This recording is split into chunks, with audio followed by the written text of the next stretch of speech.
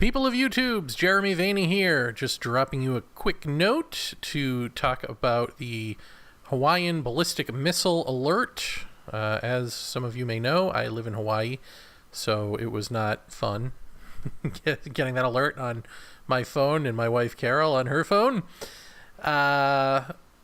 Thankfully, fairly shortly, we figured out that it was a false alarm, only because we called a neighbor who didn't hear anything about it. And she had the forethought that we didn't, which was to call the police and see what's up. And it turns out that the police were also frantic about it, and so they called the Civil Defense Department and found out that it was a false alarm. So we knew that in fairly short order, I would say within 15 minutes of the alert. And I think many or most people suffered through about 40 minutes of not knowing whether a nuke was heading here from North Korea and going to kill us all. So of course I immediately posted that to Facebook. Hey everyone, it's a false alarm, to all my Hawaiian friends. And when I did that, fairly immediately people were jokey, like people who were not from Hawaii. People from Hawaii or who had family in Hawaii, I think, were posting people's names, like alerting them to my post and, liking the post and all that. But people who are my friends, who I don't actually know in real life but are friends on Facebook, pretty much were jokey right up front, which I thought was weird in one sense, not in another. I mean, weird in that, are we really that numbed out? In fact, I asked a friend this on Facebook today. Are we really that numbed out?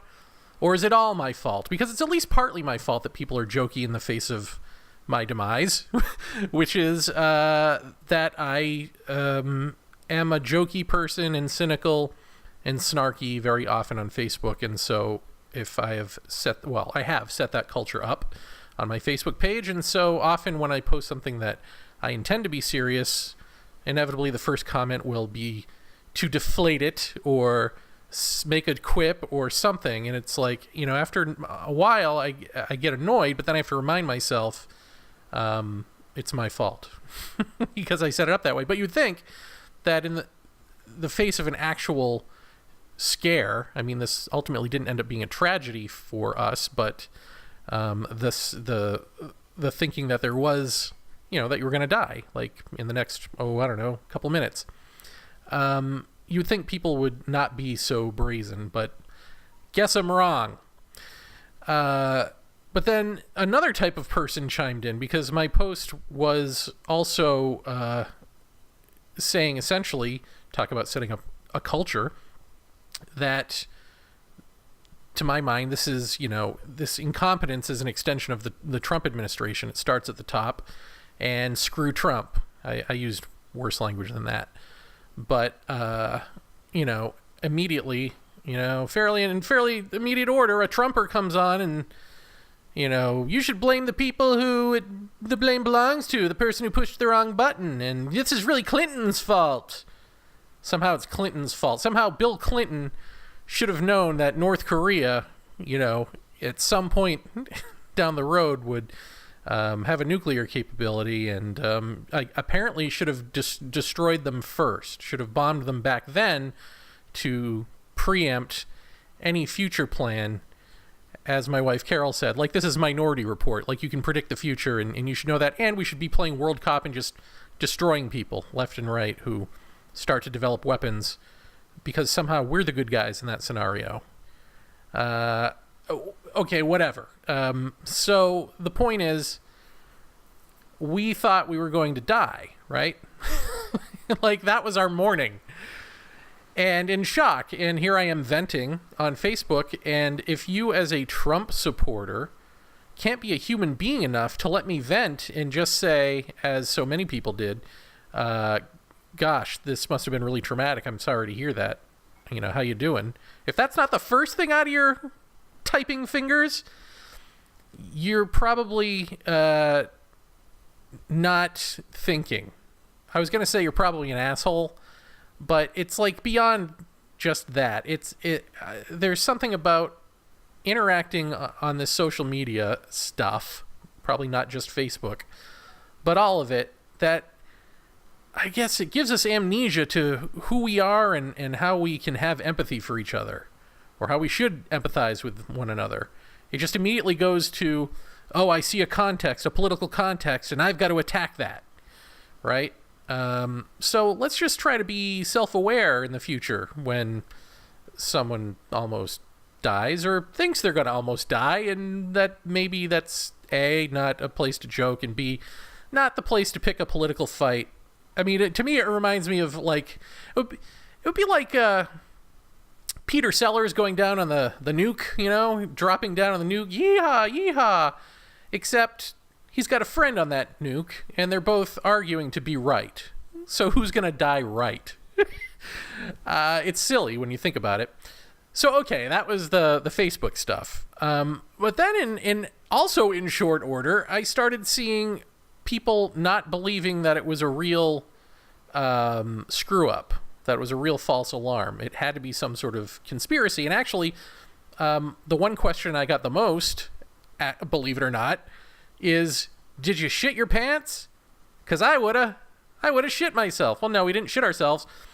I was actually really angry. Really, like, really? This is how it ends after all of this? Doesn't seem right to, not how it went in my head, this life of mine. But okay. And then screw Trump is the other part of it. Not just for the incompetence, that's a piece, but even though it was the state, I get it. But I'm saying leadership from the top down, it's like promotes this. It just does. It just has an influence on people. But really, the screw Trump bit is screw Trump because we wouldn't be in this situation if it weren't for him. He's the one who started fighting on Twitter or whatever with Kim Jong-un. He's the whole reason that we needed to resurrect this Cold War alert system in the first place. Didn't need that for Clinton, Bush, Obama. No, suddenly now in 2016, we needed to reenact that. Why? Because Trump. That's why. So let's get real. If we all die from a nuke attack from North Korea, it's not just North Korea's leader's fault, it's our leader's fault. But all right, back to the conspiracy stuff. One of the reasons I didn't poop my pants is that I was going back and forth in my head. Because is this real or was the system hacked? That was my thinking. I didn't think somebody pushed a wrong button. But I thought, was the system hacked? And so now I've heard every theory in the world in the last few days that the system was hacked, that it's a distraction, that they're doing this globally. The leaders are trying to prepare us. One woman even came up with this bizarro idea that there's a parallel timeline and the missile attack actually happened. And somehow the timelines got crisscrossed, and the reason you know that is because there were a couple of earthquakes in Hawaii. I don't know, it's some weird thing. By the way, there are earthquakes in Hawaii pretty much every day, though we don't feel them all because they're deep underground, but they register on the equipment. At least on the Big Island. I don't know about the other islands.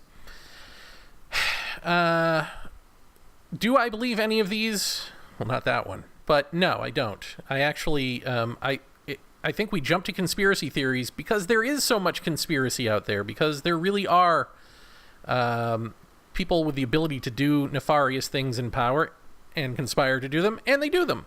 And 9 times out of 10, they get away with it. So it's not any big secret, but that doesn't mean that we have to jump on everything as a conspiracy. And maybe I would be, in all honesty, still thinking in the back of my head, well, the system was hacked if I didn't live in Hawaii. So a couple of things you need to know about Hawaii. One is it makes sense if you live here to know that not only would they have come up with a one-button system that they thought was okay, but that they wouldn't have a template already made for in case there was a false alarm, that they had to create that, and that's what took like 40 minutes to get out there. And that they're grossly understaffed. Let's just put that out there. I mean, that's Hawaii. Like, if you know anything about Hawaii, that is totally Hawaii. The other thing to know about Hawaii is that it would be political suicide for any politician or entity here to do anything on behalf of the Trump administration by way of a conspiracy or anything like that. There's no way they're working with the Trump administration or on anything like this. They just wouldn't do that. So, it's a screw up. It is what it is. They wouldn't cover up a hack for the Trump people. That just wouldn't happen. Now, the reason that the distraction thing doesn't make sense to me is we can discount that right out of hand, because everything's a distraction. You don't need this as a distraction. Every day is distraction. Tweets and crimes committed at the speed of lie, and go down the list of the things that we're paying attention to and arguing about and distracting ourselves with fake news. And meanwhile, really insidious crap is happening. Our country is being taken apart by psychotic creatures, right? So we don't need to be distracted. We're already distracted. They don't need to... leaders don't need to prepare us for a missile attack. There's no preparation. I mean, the notion that we're going to take shelter, because that was on the thing, take immediate shelter, that was on the alert, is just absolute nonsense. There's nowhere to take shelter. Our house is practically all windows. I think most houses here are practically all windows, or some have no windows at all, just screens even. So you're not gonna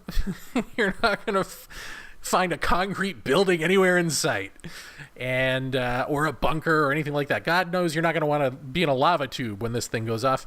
And it's an island, so where are you going to run to? Even if you survive it, you're going to have to climb out of your hole at some point, and then what? High cancer? No, you're not surviving this thing. So there's no reason to prepare us for it. And as someone else pointed out on Facebook, they didn't used to prepare you for anything. It used to be like in the Cold War days, they would do the drills, hide under your desk and that sort of thing.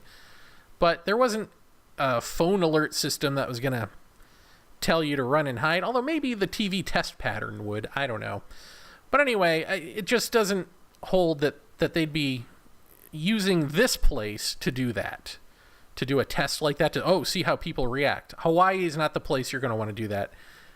Because again, we're an island. We're not going to survive it. There's nowhere to run and hide. We don't have the buildings for it, the structures for it. It's nonsense. And then I don't know what the other theories are. Those are the ones I've heard. And I'm telling you, as someone who is a resident here, not only does it make sense that it was just human error, common human error, but it also makes sense that the guy who's in charge, who came out and claimed responsibility, even though he's not the one who pushed the button, but who claimed responsibility for everything, and in fact is the guy who didn't do the template for false alarm yet, didn't get around to it, makes sense that they would not fire him immediately, because probably no one else knows what he knows. No one else knows how to do it. That's Hawaii, right? So it's hard to find people who want jobs. It's a transient culture. Yeah. I think Steve Colbert did a joke where he was doing fake alarms, fake phone alarms, and one of them was something about, Gary pressing the wrong button. And just some guy named Gary. Well, it probably is some guy. You know what I mean? It is just some dude. And so they'd just replace him with some other dude, if they could find anyone. You can't even find a barista anymore. I don't know. Now I'm just rambling. Okay. So that's that. I just wanted to let you know that from someone who lives here, it is not a conspiracy for anything. I don't believe it. Makes total sense that it's human error, and none of the things that I've heard so far, outside of the system being hacked, perhaps, makes sense, except it doesn't make sense that the governor or anyone in Hawaiian government would cover that up for the Trump administration. Now, they'd be screaming that. Okay, that's that. Take care, and don't soil your britches. I didn't.